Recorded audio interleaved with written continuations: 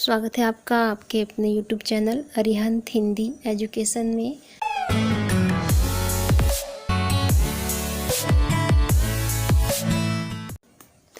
आज हम लोग कक्षा 10 में संस्कृत विषय के अंतर्गत चतुर्थ पाठ विश्व कवि रविंद्र का हिंदी अनुवाद देखेंगे।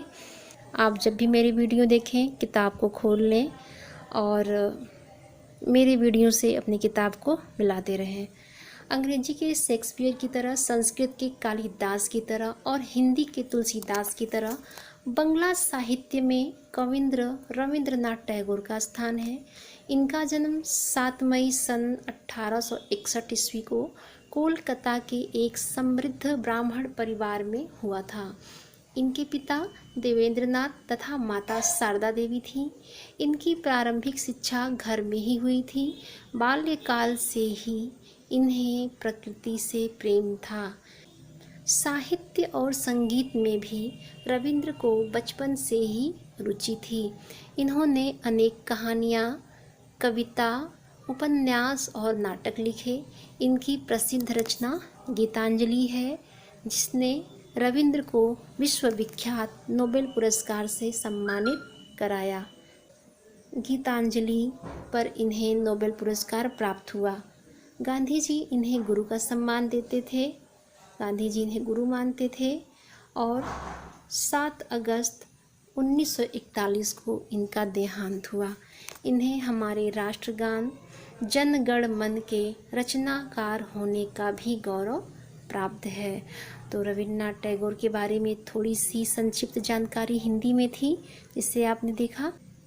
अब हम इस पाठ का हिंदी अनुवाद देखेंगे।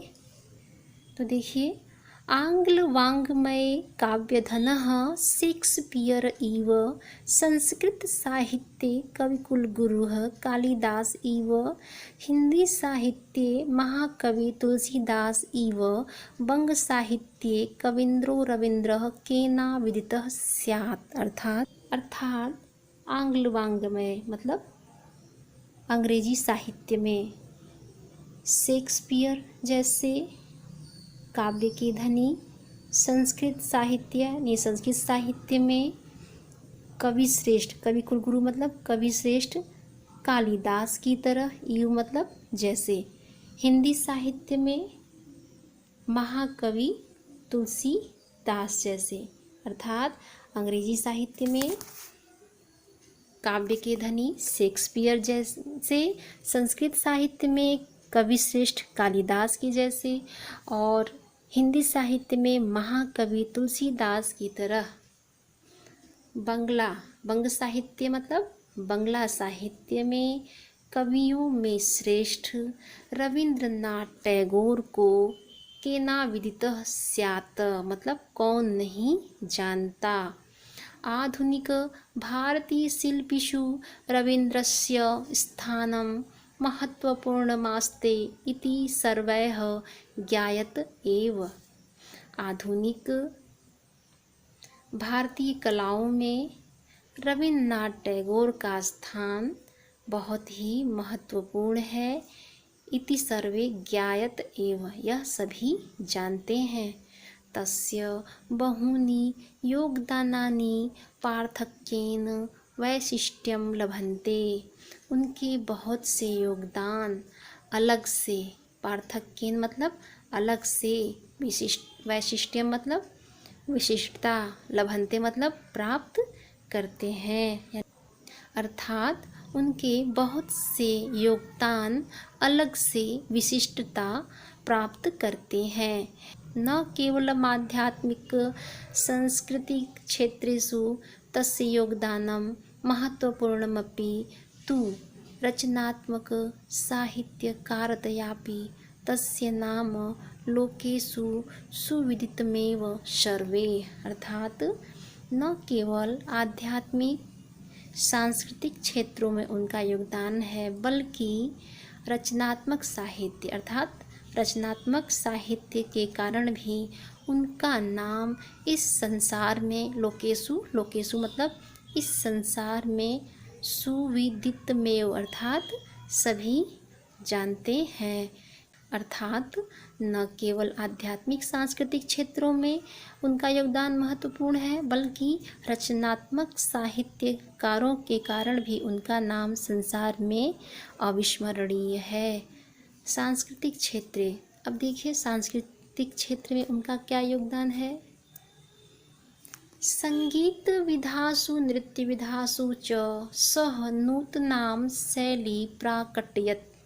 संगीत की विधाओं में और नृत्य की विधाओं में उन्हें नूतना मतलब नवीन शैली को प्रकट किया।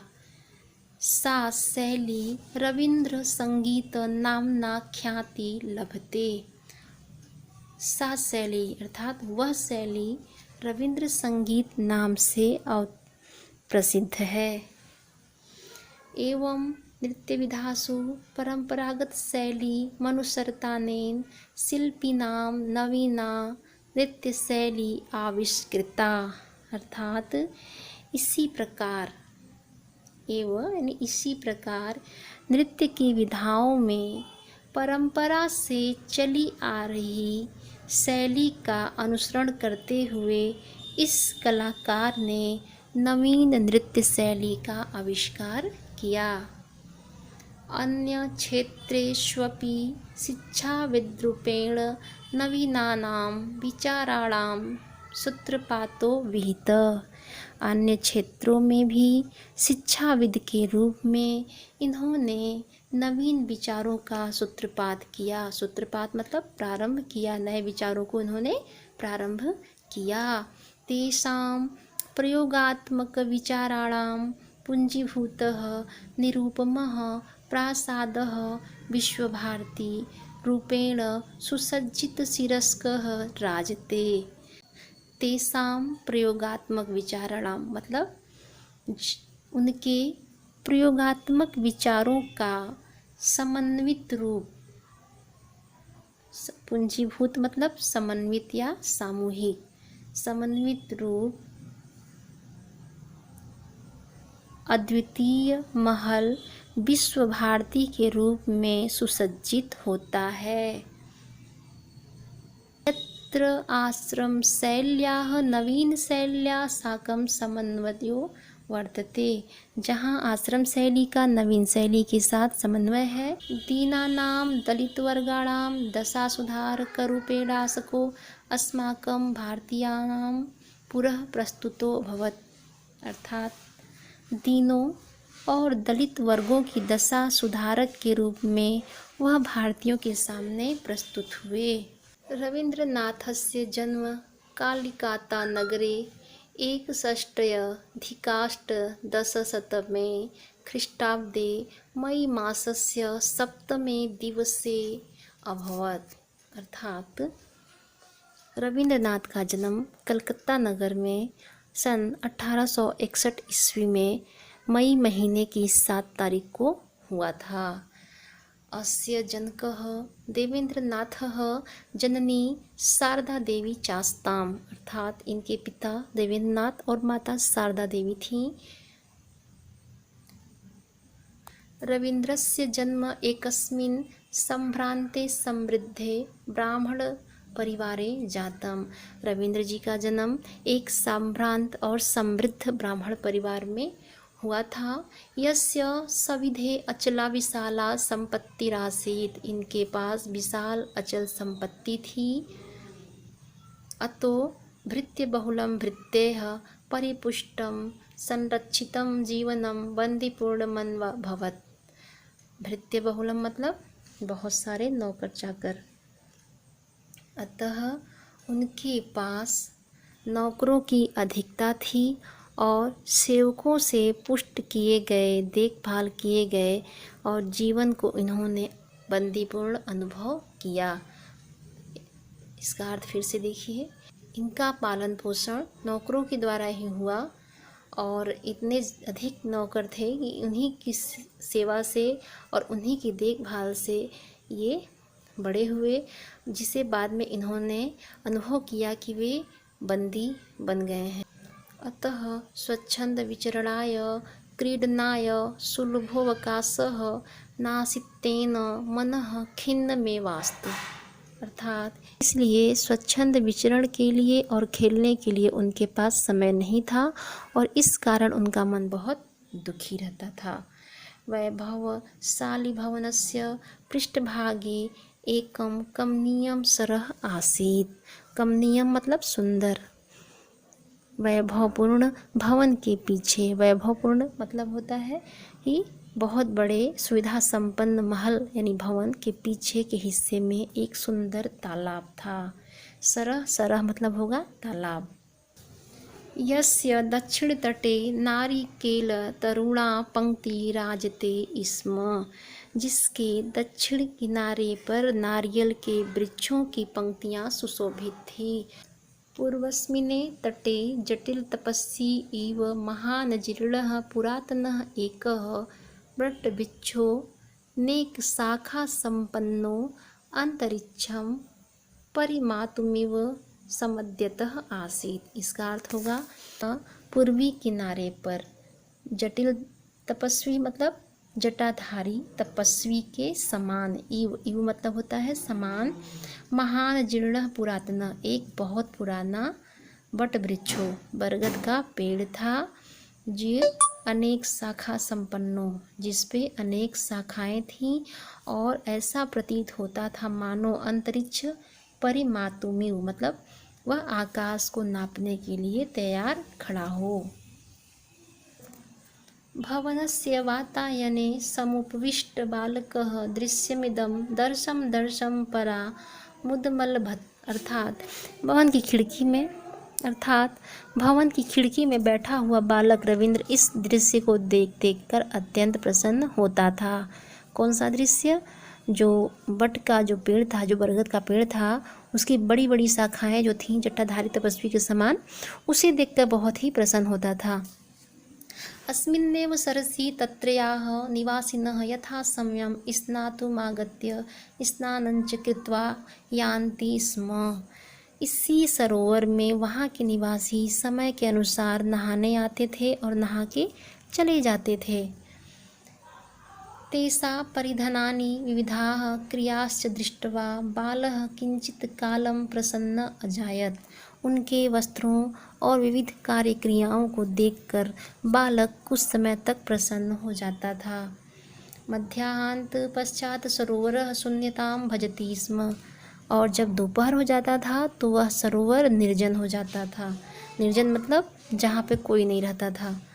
सायं पुनः बकाः हंसाः जलक्रीकवाकवः विहंगाः कोलाहलं कुर्वाणाः स्थानानि लभन्ते स्म। शाम को फिर बगुले, हंस, जल मुर्गे और अन्य पक्षी कोलाहल करते हुए स्थान प्राप्त करते थे। तस्मिन् काले इदमेव क्रमं सरः बालकस्य मनोरंजनमकरोत्। अर्थात उस समय यही सुंदर सरोवर बालक का मनोरंजन करता था। अब शिक्षा का देखिए। रविन्द्रस्य प्राथमिकी शिक्षा गृहे एव जाता। रविन्द्रनाथ टैगोर की प्रारंभिक शिक्षा घर पर ही हुई थी। शिक्षणम बंग भाषाया प्रारभत। प्रारभत मतलब प्रारंभ हुआ। उनकी शिक्षा बंगला भाषा में प्रारंभ हुई थी। प्रारंभिकम विज्ञानम संस्कृतम गणितमिति त्रयो पाठ्य विषयाः अभूवन्। प्रारंभिक विज्ञान, संस्कृत और गणित ये 3 पाठ्य विषय थे। प्रारंभिक गृह शिक्षायां समाप्तयां बालकः उत्तर कलिकाता नगरस्य ओरिएंटल सेमिनार विद्यालये प्रवेशमलभत। अर्थात प्रारंभिक घर की शिक्षा समाप्त होने पर बालक रविंद्र ने उत्तरी कलकत्ता नगर के ओरिएंटल सेमिनार विद्यालय में प्रवेश लिया। तदनन्तरं नार्मल विद्यालयं गतवान् परं कुत्रापि मनो न रमते स्म। उसके बाद नार्मल विद्यालय गया किंतु वहाँ इसका मन नहीं लगा। सर्वत्र अध्यापकानां स्वेच्छाचरणं सहपाठिनां तुच्छारुचि अप्रियान् स्वभाववांच विलोक्य मनो न रेमे। चारों तरफ अध्यापकों के स्वेच्छाचरण और सहपाठियों की तुच्छ रुचि और अप्रिय स्वभाव और अप्रिय स्वभावों को देखकर इस बालक का मन वहाँ भी नहीं लगा। अतः शून्यायां घटिकायां मध्यावकाशेऽपि च एकांतिकं जीवनं बालकाय रोचते स्म, जिससे खाली घंटों में और मध्यावकाश में बालक रविंद्र का जीवन एकांत होता गया, अर्थात इसका मन एकांत खोजने लगा। बालकस्य मनः विद्यालयेषु न रमते इति विचिन्त्य जनकोः देवेन्द्रनाथः त्रिसप्तत्यधिकाष्टादशशततमे ख्रीष्टाब्दे सूनोरुपनयन संस्कार विधायत स्वेन सार्धमेव हिमालयमनयत्। इसका अर्थ होगा, बालक का मन विद्यालय में नहीं लगता है, यह सोचकर उनके पिता देवेंद्रनाथ जी ने 1873 ईस्वी में अपने पुत्र का उपनयन संस्कार कराकर उसे अपने साथ हिमालय ले गए। तत्र पितुः संपर्केण बालकस्य मनः स्वच्छतामभजत्। वहाँ पिता के संपर्क से बालक के मन में स्वतंत्रता का अनुभव हुआ। तत्रत्यस्य भवनस्य पृष्ठभागे हिमाच्छादिताः पर्वतश्रेणयः आसन्। वहाँ के भवन के पिछले भाग में बर्फ से ढकी पर्वत श्रेणियाँ थीं। भवनाभिमुखं शोभनानि सुशालद्वलानि क्षेत्राणि राजते स्म, और भवन के सामने सुंदर हरे अन्न से लहलहाते खेत भी सुशोभित थे। अत्रत्य प्राकृतं जीवनं बालकस्य मनो नितरामरमयत्, अर्थात यहाँ के प्राकृतिक जीवन ने बालक के मन को बहुत रमाया। जनको देवेंद्रनाथः प्रतिदिवसं नवीनया पद्धत्या पाठयति स्म। पिता देवेंद्रनाथ प्रतिदिन नवीन पद्धति द्वारा पढ़ाते थे। पितु पाठन शैली बालकाय रोचते स्म। पिता की पढ़ाई की शैली से बालक की रुचि जगने लगी। और कालांतरम हिमालयात प्रतिनिवृत्य पुनः विद्यालयीयां शिक्षां लेभे। और कुछ समय बाद जब ये हिमालय से लौटे तो फिर से विद्यालय की शिक्षा प्राप्त की। सप्तदश वर्षदेशीयो रवीन्द्रनाथः अष्टसप्तत्यधिकाष्टादशशततमे ईस्वीयाब्दे सितंबर मासे भ्रात्रा न्यायाधीशेन सत्येन्द्रनाथेन सार्धं विधिशास्त्रमध्येतुं लंदन नगरं गतवान्। इसकी हिंदी देखिए। 17 वर्षीय रवीन्द्रनाथ 1878 ईस्वी में सितंबर महीने में अपने न्यायाधीश भ्राता, यानी भ्राता मतलब भाई, अपने न्यायाधीश भाई सत्येंद्रनाथ के साथ न्याय विद्या शास्त्र की शिक्षा प्राप्त करने लंदन नगर गतवान मीन्स गए। दैवयोगात् रवीन्द्रस्य बैरिस्टर पदवी पूर्णतां नागात्। दैवयोग से रविंद्र की बैरिस्टर की पदवी पूरी नहीं हो पाई। सह पितुराज्ञाया, वह पिता की आज्ञा से, भ्रात्रा भाई सत्येंद्रनाथ साकम के साथ सन 1880 ईस्वी में फरवरी मासे मतलब फरवरी महीने में लंदन नगर से कलकत्ता नगर वापस लौट आए। इंग्लैंड देशस्य वर्षद्वयावासे पाश्चात्यसङ्गीतस्य सम्यक् परिचयस्तेन लब्धः। अर्थात इंग्लैंड देश के वर्षद्वयावासे अर्थात 2 वर्षीय आवास काल में उन्होंने पाश्चात्य संगीत का सम्यक मतलब बहुत अच्छा, परिचय मतलब परिचय, स्तेन लब्ध मतलब प्राप्त कर लिया। अर्थात इंग्लैंड देश के 2 वर्षीय आवास काल में उन्होंने पाश्चात्य संगीत से अच्छा परिचय प्राप्त कर लिया। तो ये था आज के पहले भाग का हिंदी अनुवाद। अगली वीडियो में हम लोग इसी पाठ के दूसरे भाग का हिंदी अनुवाद देखेंगे। तो आज के लिए इतना ही। धन्यवाद।